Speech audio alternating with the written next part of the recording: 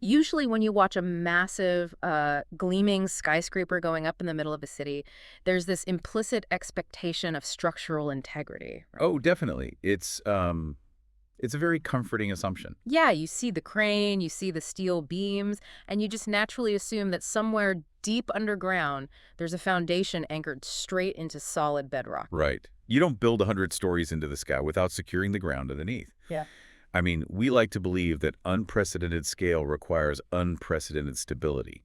The heavier the building, the deeper the concrete pour. Exactly. But then, you step into the current landscape of artificial intelligence, and suddenly you really have to start wondering about that bedrock. Yeah, you really do. We are looking at a financial and technological ecosystem right now that is moving at breakneck speed, but the ground underneath it is starting to look suspiciously like a fault line. A very active fault line at that. Right, so welcome to the deep dive. Today, we are taking the materials you provided to us, and our mission is to figure out if this massive global boom in AI is built on a solid foundation, or if the sheer weight of the money funding is actually going to trigger a collapse. And we're pulling from a really compelling cross-section of data to answer that for you today. We've got an audio analysis of the 2026 Annual Economic Report from the BIS, Yeah. along with the actual BIS report itself, plus an interview with Jim Chanos, the famed Wall Street short seller. So we're looking at macroeconomic projections from global banking authorities right alongside incredibly sharp microeconomic analysis from guys who literally make their living betting against flawed companies. Which is such a wild mix of sources. And the hook for you as you listen today is this: while everyone else is arguing about whether AI is going to write our emails or design our cars or eventually take our jobs, we are looking under the hood at the plumbing. The boring stuff that actually runs the world. Exactly. We are looking at how this is actually being funded because the surprising consensus from both ultra-conservative global bankers and aggressive short sellers is that, well, the AI technology itself is very real. Yeah, the danger isn't the code. Right. The danger is that the frantic, profit-driven money behind it might just trigger a massive global liquidity crisis. Which is just a fascinating divergence to explore. I mean, the underlying innovation is sound, but the financial mechanics sustaining it are just buckling under the pressure. So let's start from a macro perspective to really understand the sheer scale of the risk here. And to do that, we have to look at who exactly is sounding the alarm. Right. We're digging into recent warnings from the BIS, which is the Bank for International Settlements. Now, for anyone unfamiliar, the BIS isn't, your neighborhood retail bank. No, not at all. They're headquartered in Basel, Switzerland. And you can effectively think of them as the central bank of central banks, right? Yeah, exactly. I mean, they are owned by 63 central banks around the world, representing roughly 95% of global GDP. So when the BIS publishes an annual economic report, it is meant to be the sober, unvarnished truth for the people who literally control the global money supply. And their institutional personality is notoriously restrained, aren't they? Oh, incredibly conservative. They look at the global economy purely through the lens of balance sheets, systemic risk, and long-term stability. Yeah, they don't follow tech fads. No, and they certainly don't make rash clickbait predictions. They are essentially the designated adults in the room who always urge caution. Which makes the data they're highlighting regarding AI infrastructure spending absolutely staggering. Yeah, it really does. In their 2026 reporting, they zero in on the capital expenditure, the CapEx, of the 5 global tech hyperscalers. So we're talking about the massive legacy players here: Alphabet, Amazon, Meta, Microsoft, and Oracle. Right, the giants. And the numbers are almost hard to process. These 5 companies alone are projected to spend over $1 trillion on AI-related capital expenditure just between 2025 and 2026. It's mind-boggling. $1 trillion in a 24-month window just to build out the physical infrastructure for artificial intelligence. And, the sheer size of that number is historic. But the macroeconomic red flag isn't just the gross dollar amount. What is it then? It's how that spending compares to the actual money these companies are bringing in. These massive capital commitments are now starting to exceed the total actual earnings and free cash flow of these hyperscalers. Wait, let me make sure I'm wrapping my head around this. You're saying these companies are spending more money on the data centers and the chips to build future AI than their entire wildly successful global businesses are generating in profit today. Exactly. They are outspending their own immense profitability. That's insane. It is. And to cover that massive shortfall, they're being forced into the debt markets. I mean, they are issuing billions upon billions of dollars in corporate debt to raise the funds necessary to just keep buying hardware. It feels like an arms race where the weapons expire every 18 months, but you still have to keep buying them. That is a very apt analogy. But why on earth would the most profitable companies in human history voluntarily put themselves in a position where they are drowning in new debt? Like, what's the logic there? It really comes down to an existential panic over a winner-takes-all market dynamic. Okay, unpack that a bit. Well, in the boardrooms of these hyperscalers, there is a deeply held belief that artificial general intelligence, or AGI, will eventually consolidate power into the hands of just one or two dominant players. Right. If you have the best model, you win the entire global market.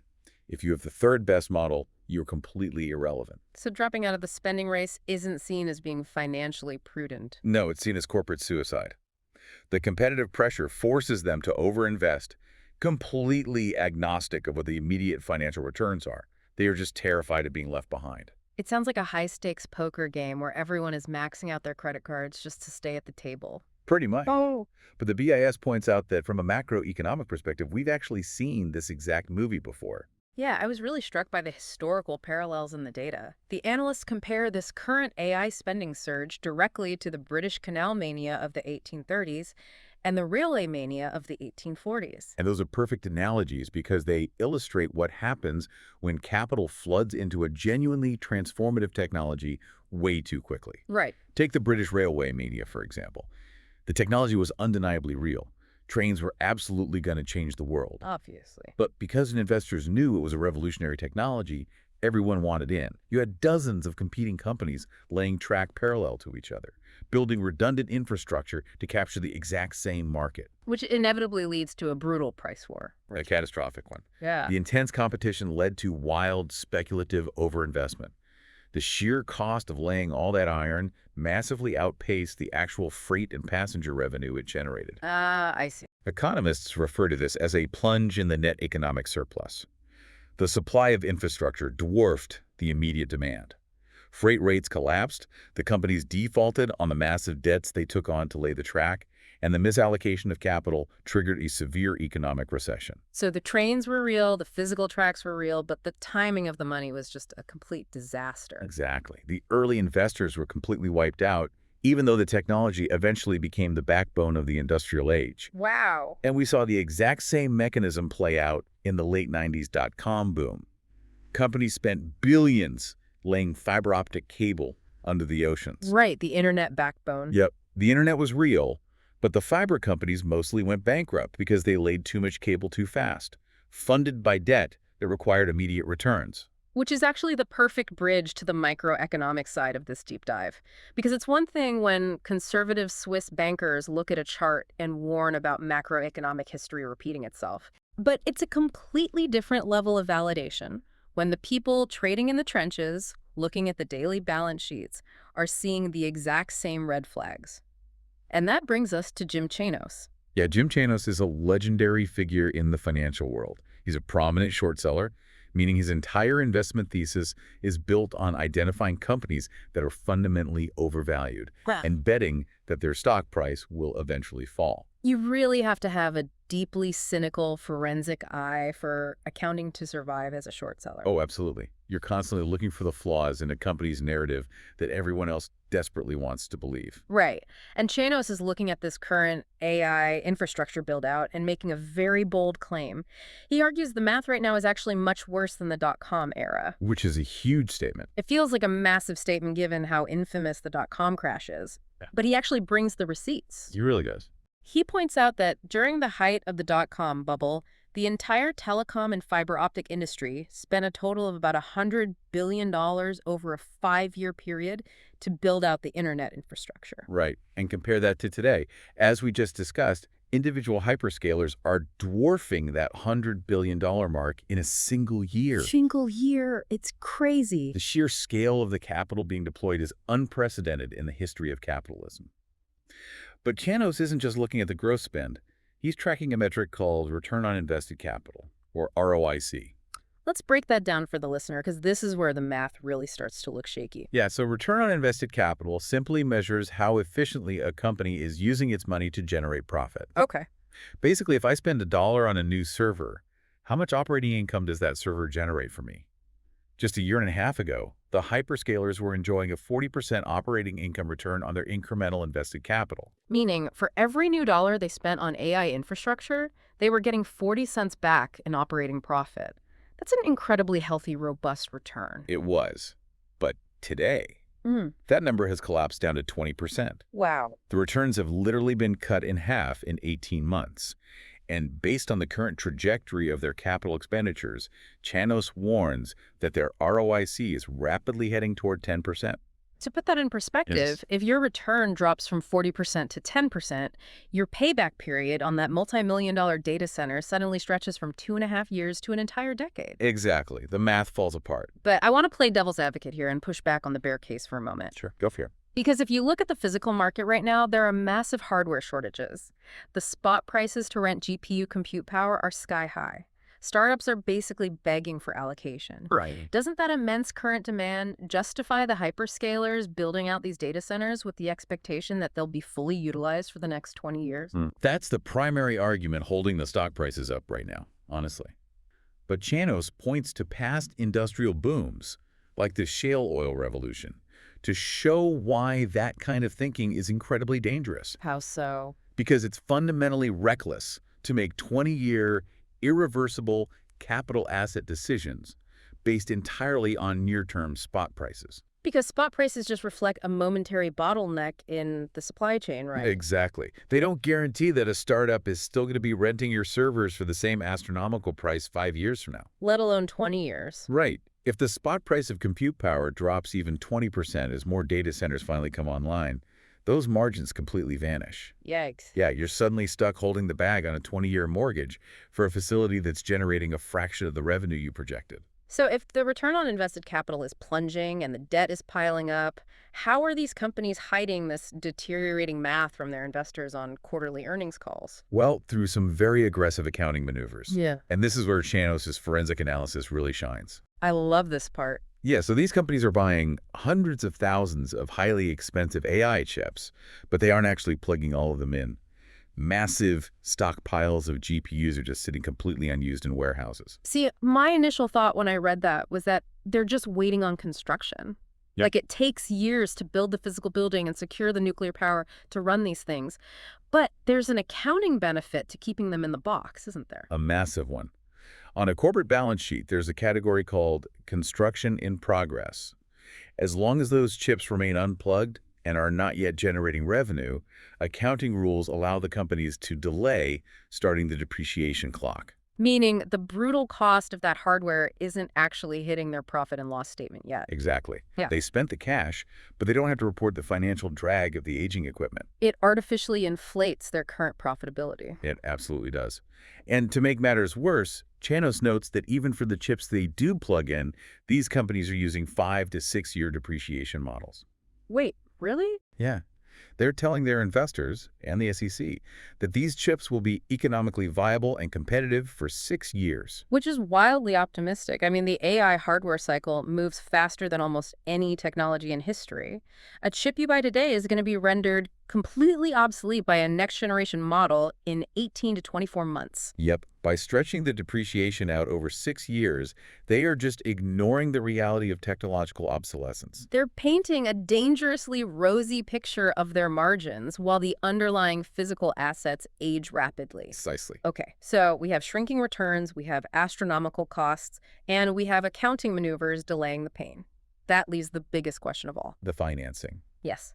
How is this trillion-dollar spending spree actually being funded day to day? Like, how is the liquidity moving through the system? This takes us into the mechanics of what the BIS refers to as circular financing. Right. The entire ecosystem is highly opaque. It relies on complex financial engineering rather than organic consumer demand. I was reading through the notes on the circular financing practice, and the mechanics of it are fascinating. Let's walk the listener through how a typical deal is structured. Sure. So let's say you have a massive cloud provider, a chip manufacturer, and a hot new AI software startup. Okay, so in a traditional market, that startup raises money from venture capitalists and then shops around for the best price on cloud computing to build their product. That's tense. But in this ecosystem, the cloud provider and the chip maker themselves invest mass amounts of money, say $500 million in equity, directly into the AI startup. And the startup gets a multi-billion-dollar valuation and a huge headline about their new funding round. Exactly. But there's a catch. Right, a severe one. Yes. As a condition of that $500 million investment, the AI startup is contractually required to turn around and spend that exact same money buying cloud computing services and chips right back from the companies that just invested in them. It is essentially a group of friends endlessly passing the same $100 bill back and forth across the table. That's a perfect way to put it. The cloud provider gives the startup $100.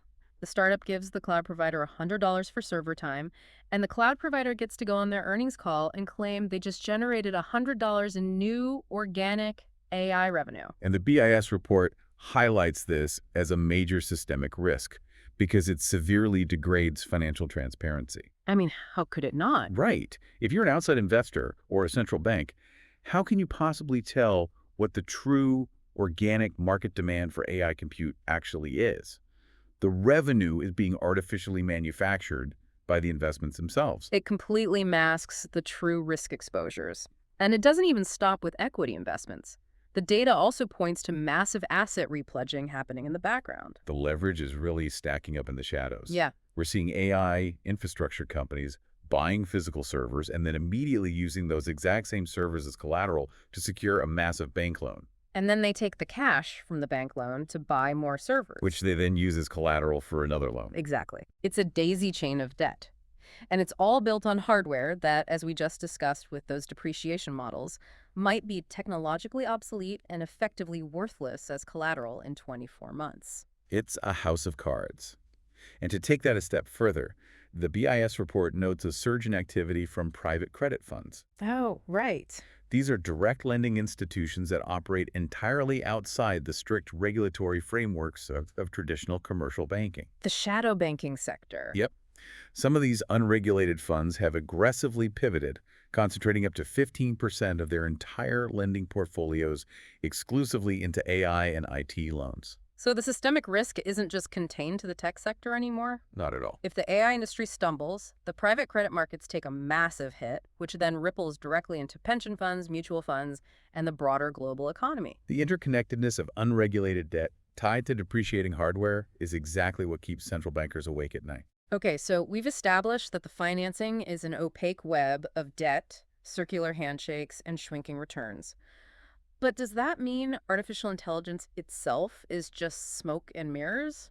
Like, are we looking at a technology scam? Well, this is a crucial distinction, and it's really the core thesis of the analysis we're exploring today. Right. To understand the true threat, you have to separate the technology from the capital funding it. The framework from our audio source breaks this down into 3 distinct areas: the technology, the market, and the capital.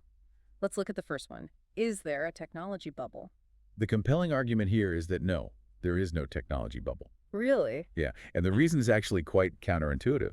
AI capabilities haven't even met human expectations yet. That's a good point. When the general public thinks of AI, they imagine a flawless, omniscient assistant. But the reality is that current models still hallucinate facts. They struggle with complex logic, and they require constant human oversight. It's deeply impressive, but it isn't magic. It hasn't reached its final form. Which means there is still massive, undeniable room for actual technological growth. We aren't hitting a wall. The ceiling is nowhere in sight. The fundamental science is sound, and it's progressing rapidly. Okay, so what about the market bubble? Are we overestimating the consumer demand for this technology? The analysis suggests there is no market bubble either. Okay. Despite the relentless media hype, the true, deep integration of AI into everyday human life and core corporate workflows is still incredibly low on a global scale. Yeah, that makes sense. I mean, the vast majority of the global workforce is not using generative AI to do their jobs every single day. Exactly. So the potential for market expansion is staggering. It is not a mature market that's tapped out. It's an infant market that hasn't even begun to scale globally. But if the technology has room to grow and the market has room to grow, where is the crisis? The crisis lives entirely in the third bucket. The real danger is the capital. Because capital, unlike scientific research, is purely profit-driven, incredibly impatient, and fundamentally fragile. Exactly. The trillion-dollar investment we've been discussing isn't just a few eccentric tech billionaires funding a science project out of their own pockets. Right. It's pooled money. It comes from mutual funds, pension systems, structured bank products, and everyday retail investors allocating their retirement accounts into tech ETFs. And this creates a severe timeline mismatch, doesn't it? The money funding this entire revolution is what the financial sector calls hot money. Yeah, hot money requires immediate gratification. It demands quarter-over-quarter earnings growth. It requires monthly, unyielding interest payments to service that massive daisy chain of debt we talked about. But the profound payoff for artificial intelligence, the true world-changing economic surplus, is years, maybe decades in the future. Right. It's the equivalent of planting an orchard that takes 20 years to bear fruit, but financing the shovels and the seeds with a high-interest loan that requires a massive cash payment every 30 days. Wow. You might have the best soil in the world, but if you miss a payment in year 3, the bank takes the farm. The timeline mismatch is the structural fault line. If the investors providing that hot money get spooked maybe by a single bad quarterly earnings report from a hyperscaler or a sustained period of high interest rates and they decide to pull their liquidity out of the market, it will trigger a run on the funds. That's the nightmare scenario. So just to make this crystal clear for you listening, the AI technology could be completely viable. It could be fully on track to cure diseases and revolutionize the global economy in 10 years. Yes. But these companies could still face catastrophic collapse simply because they run out of the cash needed to pay their literal electric bills today while waiting for that future to arrive. That is the terrifying reality of infrastructure booms. Unlike the 2008 housing crash, where the systemic failure was driven by an oversupply of houses that nobody actually wanted. Right, goose towns. Exactly. The AI market is fundamentally different. It is starving for hardware. It is ravenous for immense amounts of energy. But feeding that starvation requires constant daily infusions of massive amounts of cash. Yep.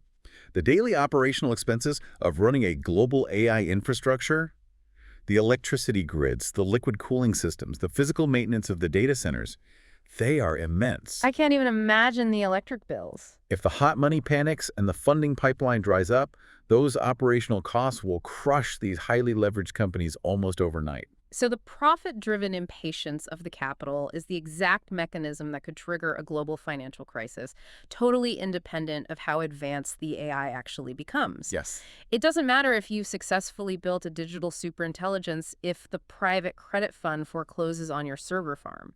It is a classic, brutal liquidity crisis wrapped in futuristic technology. Yeah. I mean, if you look back through history, the road to modernization is littered with brilliant, world-changing technologies that utterly bankrupted their first wave of investors. Which brings us to the ultimate takeaway from our journey today.